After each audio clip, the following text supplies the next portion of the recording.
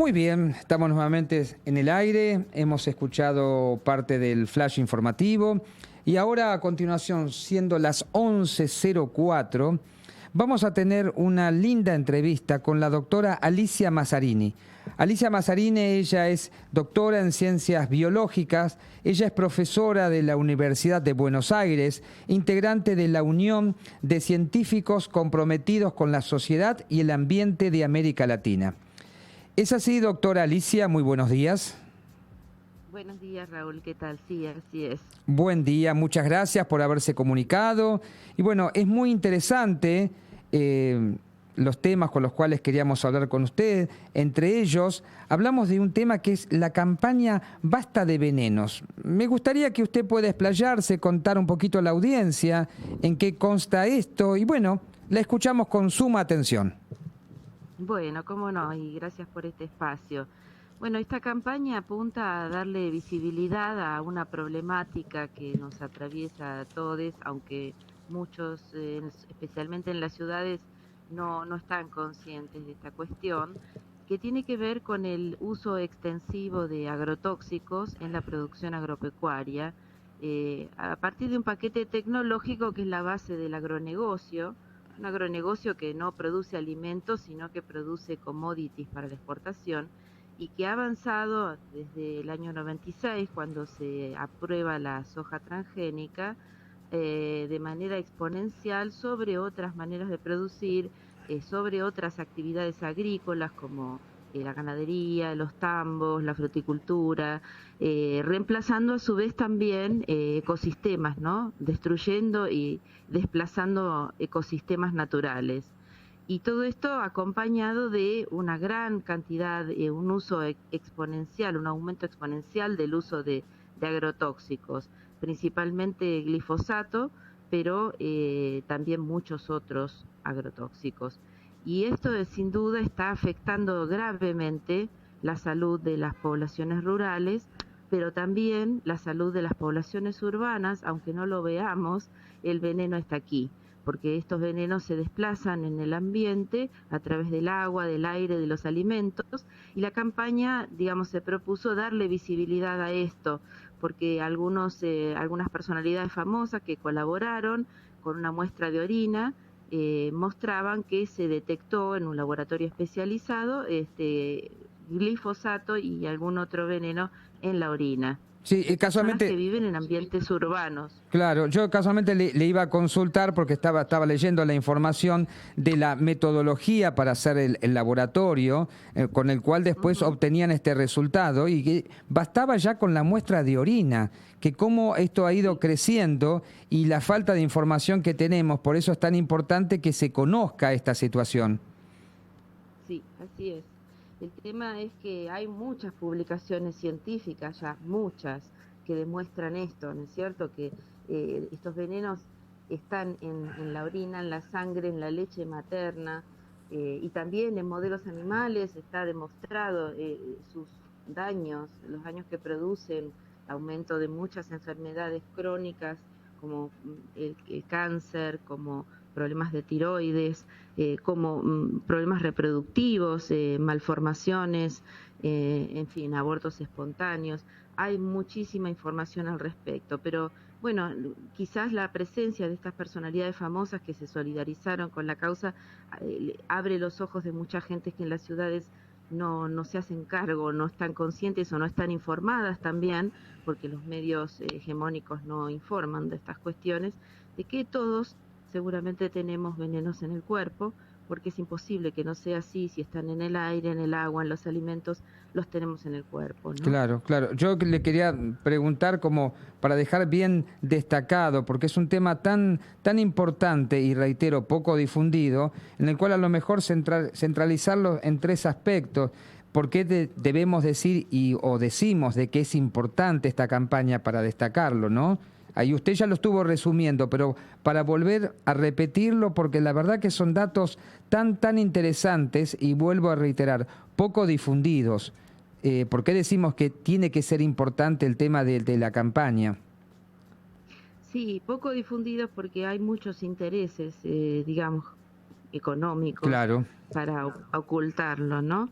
De hecho, bueno, muchas denuncias que se han hecho de parte de las poblaciones no encuentran su lugar ni en la prensa ni en la justicia muchas veces, ni Sí. tampoco en las instituciones médicas, donde este tipo de afectaciones no son reconocidas como tales, ¿no? Entonces, bueno, hace falta un debate social muy amplio para abrir esos espacios y hacernos cargo de que esto está ocurriendo masivamente, de que somos un experimento a cielo abierto, es el país del mundo más fumigado. Estamos, digamos, en un escenario donde hay territorios extensivos cultivados de esta manera y cada vez se aprueban más eventos transgénicos, incluso el trigo transgénico que se aprobó recientemente es el único trigo en el mundo transgénico aprobado para su cultivo y consumo. Ujú. Entonces, nada, somos como la punta de lanza de un experimento masivo donde estamos todos poniendo el cuerpo y el territorio, ¿no? Claro, estamos todos involucrados de manera directa o indirecta, ¿no? Así es, Bien, así bien. es. ¿Y cuál sería el objetivo, lo que se puede llegar a tener planeado a futuro para poder ir desarrollando esta necesidad y esta actividad? Sí, mira, en principio la campaña recoge el clamor de estas comunidades que están siendo directamente fumigadas en esa consigna que es el nombre de la campaña, que es Basta de Venenos. En las Claro. comunidades fumigadas hay en muchísimos casos de cáncer, por ejemplo, en gente joven, papás que ven cómo sus niños son fumigados en las escuelas, en fin, genera una sensación de impotencia y de desesperación que nosotros queremos acompañar y dar visibilidad, ¿no? Basta de venenos. Pero básicamente acá de lo que se trata es de generar un cambio profundo, un cambio en la manera de producir y consumir alimentos, es decir, reemplazar este sistema, hacer una transición rápida y drástica hacia lo que se conoce como agroecología, es decir, una manera de producir amigable con el ambiente, con la salud, sin venenos, ¿no? De pequeña escala, con pequeños productores, producción local. Eso es lo que realmente va a permitir un futuro con calidad de vida. Ya estamos en un escenario pandémico donde todas estas afectaciones de la salud y el ambiente sin duda tienen como base esta manera salvaje de producir del capitalismo, ¿no? Así que, digamos, hay como un clamor también en el sentido de aprovechar esta crisis para hacer un cambio, para hacer una transición. Hay muchos emprendimientos agroecológicos que ya están en marcha de distintas escalas, que muestran que son posibles, que son viables, incluso que son rentables. Claro. Pero hace falta políticas públicas fuertes que acompañen esto, porque si no el modelo hegemónico avasalla y asfixia estos pequeños emprendimientos, ¿verdad? Porque el veneno los alcanza, porque las tierras son muy caras, porque no hay acceso a la tierra.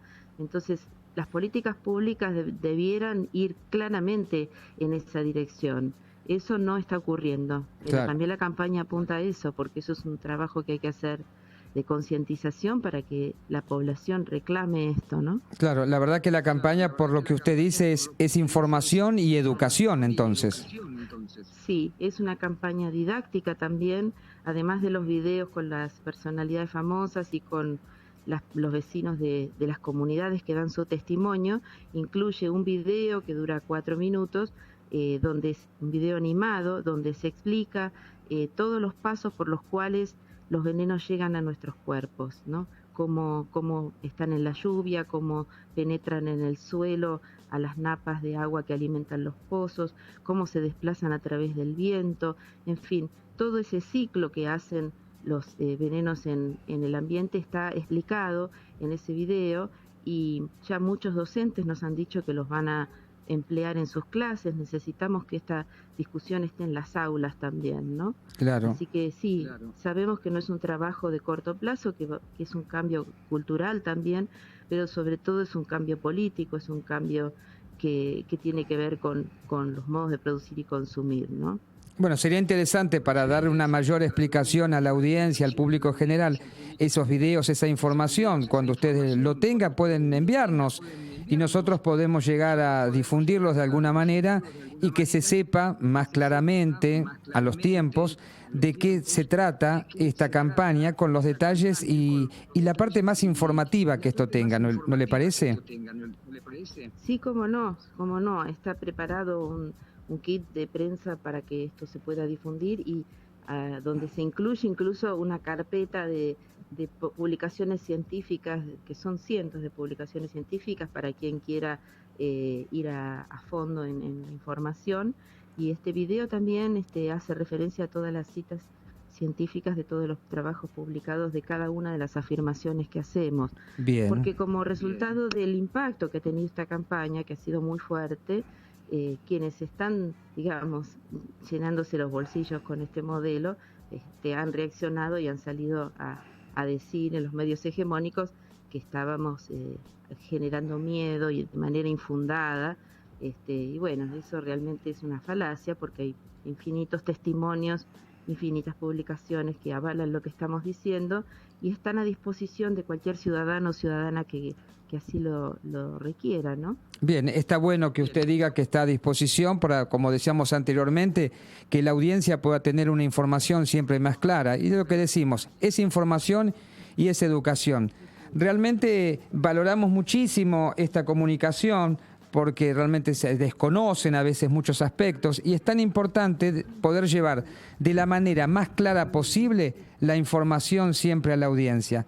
Le agradecemos muchísimo, doctor, haberse dado esta comunicación de estos minutos con Punto Cero y establecer cuál es la necesidad y las normativas que están buscando de poder alcanzar. Bueno, muchísimas gracias por el espacio, por difundir esta problemática.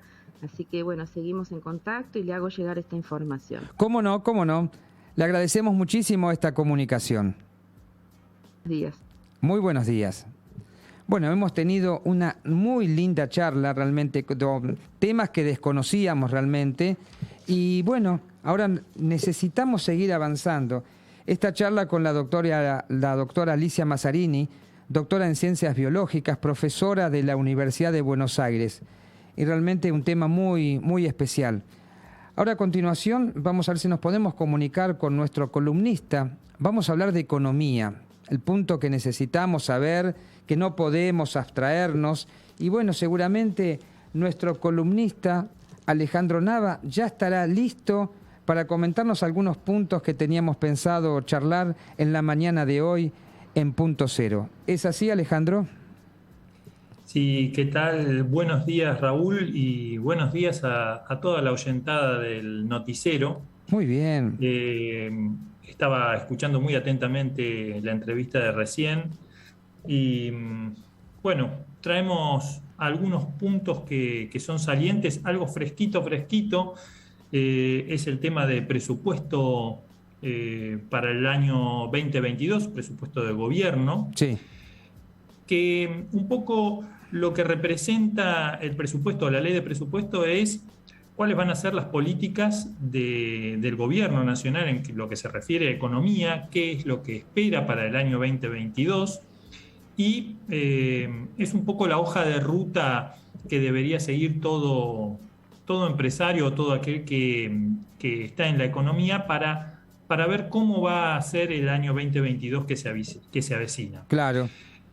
Lamentablemente no ha podido lograr el gobierno que se aprobara en la Cámara de Diputados el presupuesto para el año que viene. Ni siquiera ha podido volver a comisión el presupuesto.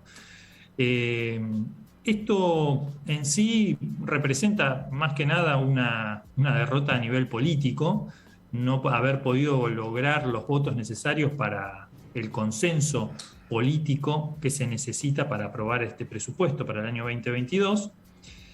Y a este respecto quiero decir que más allá de lo que para el gobierno significa trabajar sin presupuesto, es también una carencia en cuanto al control, porque al haber un presupuesto aprobado, el gobierno nacional luego deberá ceñirse a ese presupuesto.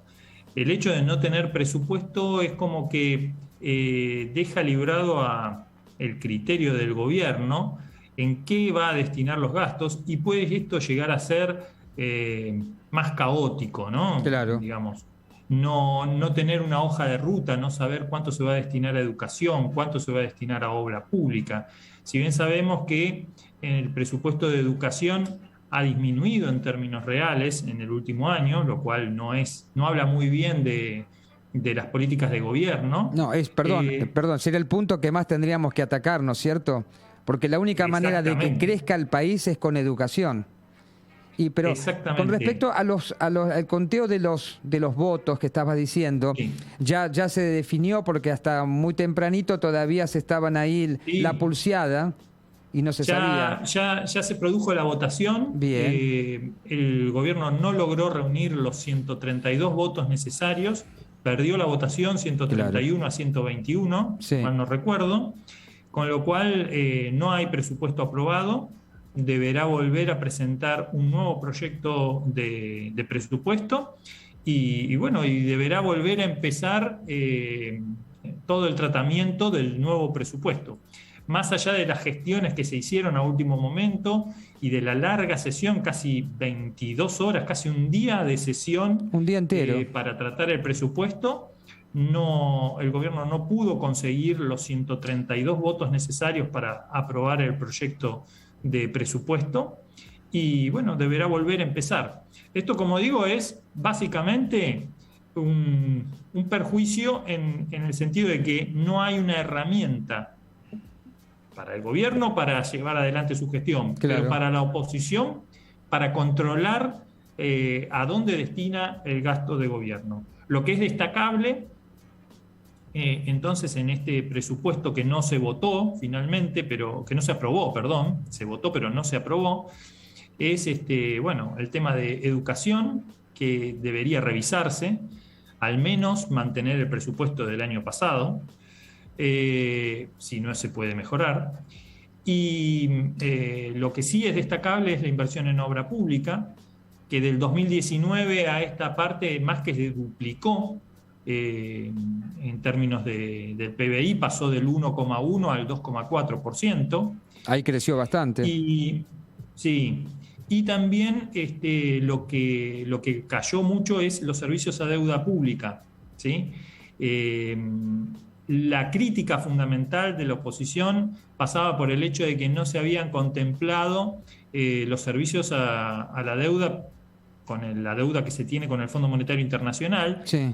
Y esto es básicamente porque todavía no hay acuerdo. O sea, veamos hasta qué punto nosotros hemos dicho en columnas anteriores la necesidad de terminar o de cerrar un acuerdo con el Fondo Monetario para dar certeza a cuánto es lo que se va a destinar finalmente de la recaudación del año a el pago de la deuda. Como no se sabe, no se incluyó ni siquiera una previsión en el presupuesto.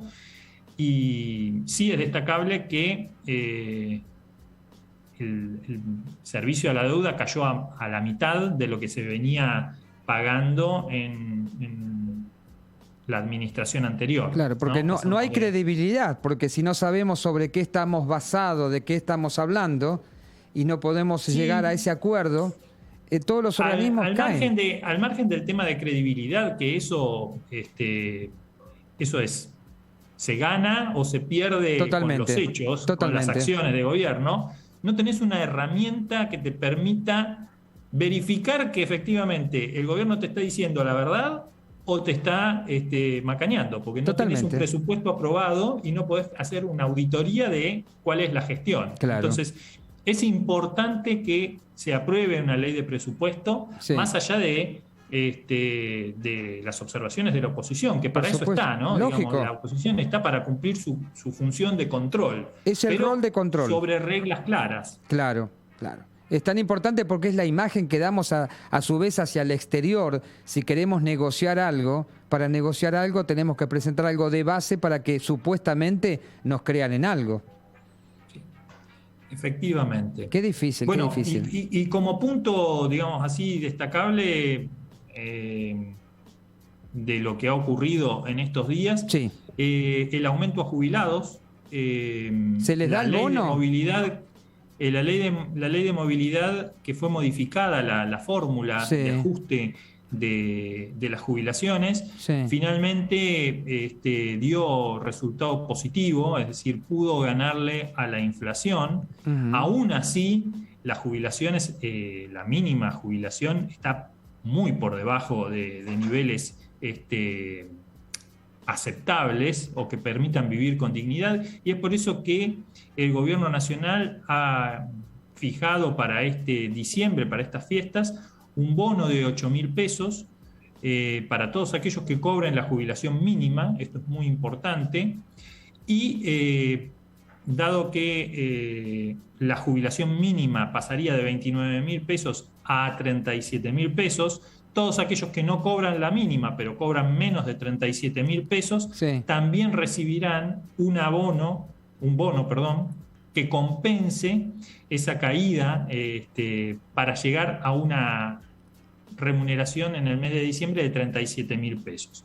Reitero, es insuficiente, porque las jubilaciones son casi rayanas con la pobreza, o con la indigencia más que con la pobreza, pero bueno, al menos es una ayuda para todos los jubilados y jubiladas en estas fiestas, en donde, sin lugar a dudas, viene un año complicado.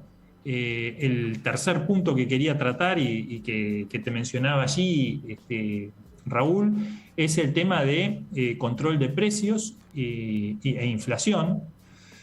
Ya el 31 de diciembre va a finalizar el periodo de congelamiento de precios que se había establecido desde la Secretaría de Comercio Interior. El éxito, o mejor dicho, no quiero hablar de fracaso, pero sí, digamos, la incidencia de esta medida, como habíamos dicho cuando se instaló, es relativo. Y la verdad es que lo que hay que pensar es qué se va a hacer el día 91, es decir, claro, a partir del 1 de enero. Pero, perdón, Ya ¿no decían que gobierno... había una extensión, que lo llegaban al 7 o al 10 de enero, que estaba esa versión? Sí, es probable, pero yo creo que más allá de extender esta medida, lo que debería comenzar a planificarse es cuál va a ser la política de Estado para el control de precios a lo largo de todo el 2022. Y en ese sentido, el secretario de Comercio Interior estuvo haciendo declaraciones acerca de celebrar acuerdos que como mínimo tengan un año de duración, claro, para fijar pautas de aumentos a lo largo del 2022, ya no de congelamiento de precios, pero sí de control de precios, para que no se produzcan estas disparadas en los índices de inflación, que la contracara del aumento de precios es el aumento de la pobreza, básicamente. O sea, la pérdida de poder adquisitivo del ingreso de las familias y digamos, el no llegar a cubrir las necesidades básicas o las necesidades básicas alimentarias. Hablamos de la canasta básica con valores de salarios tan bajos. Es imposible para que una familia no caiga dentro del régimen o la categoría de la pobreza de estar cobrando no menos de 74 o 75 mil pesos al mes. Como sabemos, hay salarios que realmente no llegan a esos valores. Entonces, la pobreza... Muy pocos salarios que llegan a esos valores. Por supuesto. Entonces, ¿de qué estamos hablando? Los valores, la pobreza ha avanzado terriblemente. Sí. Eso es una cosa increíble. Nos hemos cansado de decirlo en esta columna. Es realmente insostenible que en un país que produzca alimentos, el 50% de la población, casi el 50%, no es el 50% exacto, pero el 50%, es decir, 1 de cada 2 habitantes de este país está por debajo de niveles de pobreza. Totalmente. En un país que produce alimentos, reitero, que alimenta al mundo, y que no tenga digamos, reglas claras para frenar el avance de precios para el mercado interno. Yo creo que aquel que es productor de alimentos, tanto sea carnes como semillas, cereales, lo más que quiere es vender sus productos al mundo y ganar. Y obtener el beneficio para eso, claro. pero sin lugar a dudas que tiene que haber algún tipo de responsabilidad social respecto del consumo o del mercado interno, de manera tal de que no estemos sumidos en un país en donde los ingresos están tan deprimidos en esta circunstancia de pobreza extrema, total. porque no podemos comprar alimentos, porque no podemos satisfacer las necesidades básicas. Y no podés ir a comprar un kilo de carne. Fíjate, un kilo de carne, lo tenés. Ese control que se hizo sobre todo el sector de la carne ha sido tan contradictorio.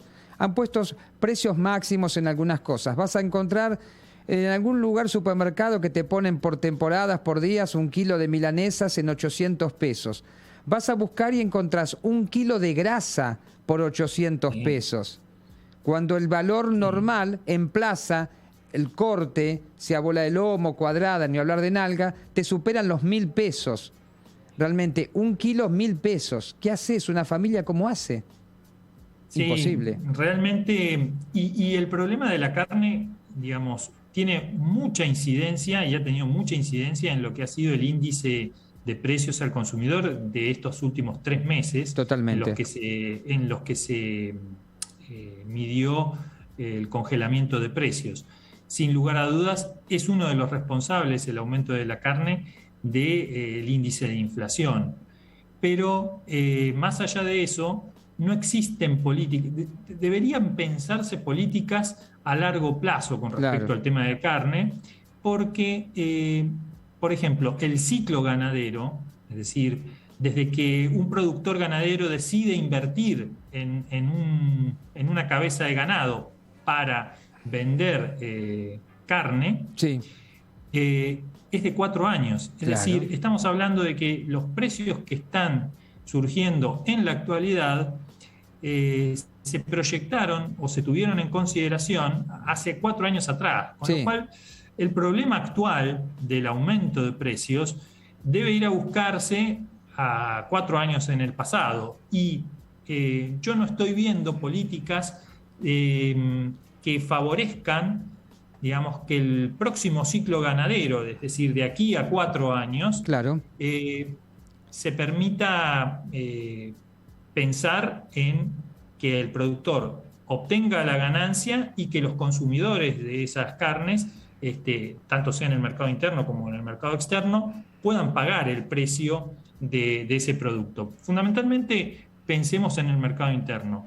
Yo creo que en ese sentido el gobierno debería estar realizando planes para que los próximos ciclos ganaderos contemplen una cuota para el mercado interno que tenga un precio diferenciado, y para eso es por ahí necesario políticas de préstamos a tasas mucho más bajas que las del mercado.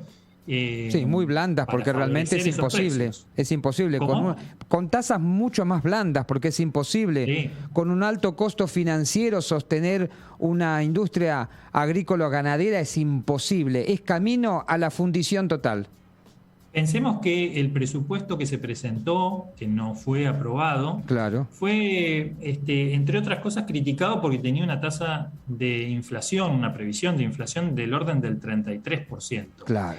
Y decían que, bueno, no es consecuente con la realidad. Estamos hablando de que en el último año la tasa de inflación estuvo en torno al 50%. Claro. Cualquier tasa de inflación en cualquier país del mundo, se precie de serio, no debería estar más allá de el 10%.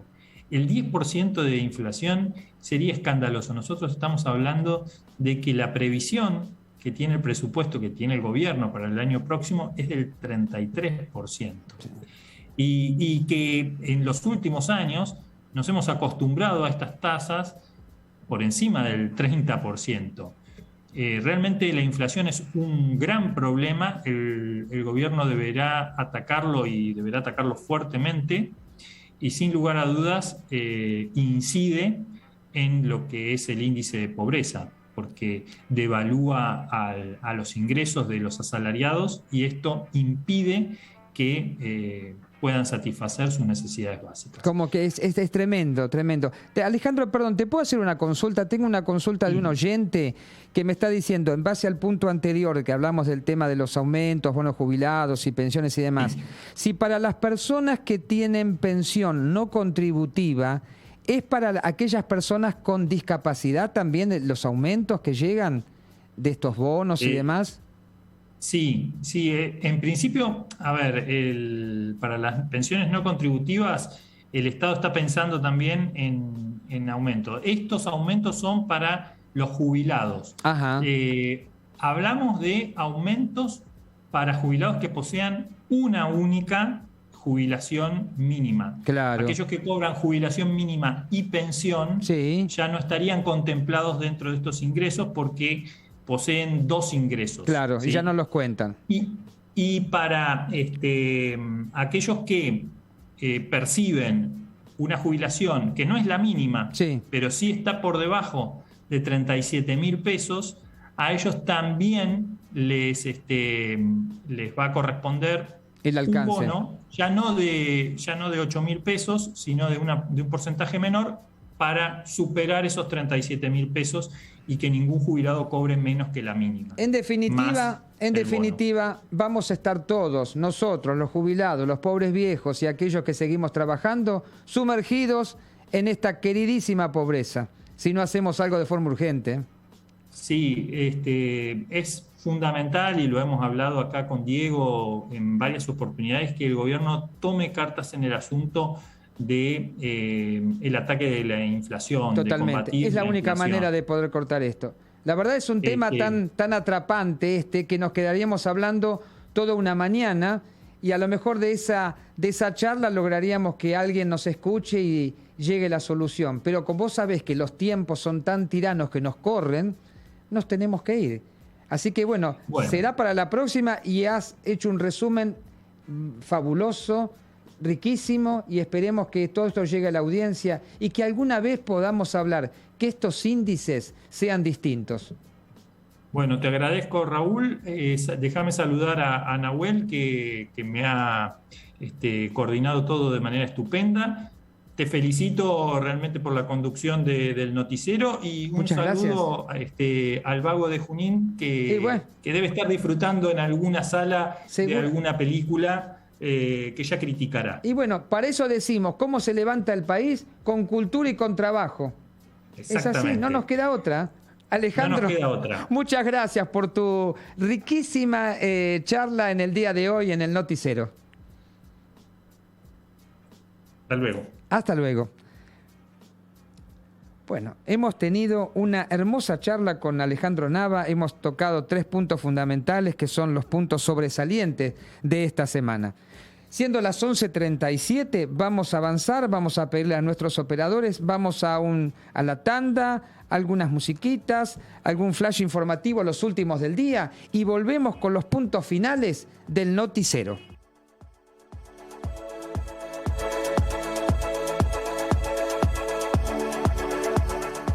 Presupuesto argentino. La Cámara de Diputados sesiona durante casi un día entero para la aprobación del presupuesto 2022. Hasta esta madrugada, el proyecto contaba con posibles 120 votos a favor y 130 en contra.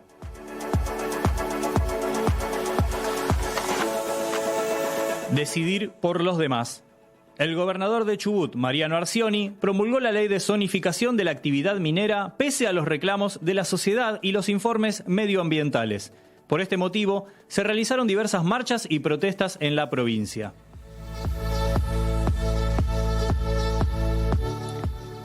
Merecido descanso. El gobierno nacional anunció que habrá asueto para la administración pública los días 24 y 31 de diciembre. La medida no alcanza a las instituciones bancarias ni financieras. Dosis de hermandad. Argentina donará 1 millón de dosis de vacunas AstraZeneca a Bolivia.